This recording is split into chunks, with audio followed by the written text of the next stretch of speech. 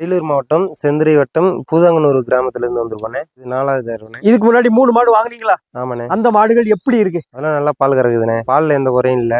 எத்தனை லிட்டர்லாம் சொன்னாங்க அதெல்லாம் வாங்கிட்டு போன மாடுகள்லாம்? வேலைக்கு 7 8 அப்படின்ற மாதிரி கணக்குக்கு 15. ஒரு நாளைக்கு 15 லிட்டர் ஆமா கறக்குதா? கறக்குதுண்ணே. அதனாலதான் திரும்பி வந்திருக்கோம். இது 4வது டைம் வரீங்கண்ணே? ஆமாண்ணே. குணத்துக்கு எந்த குறையும் சொல்ல முடியாதுண்ணே. குணத்துக்கு நல்லா இருக்கு. இது கிரு கிராஸ்ண்ணே.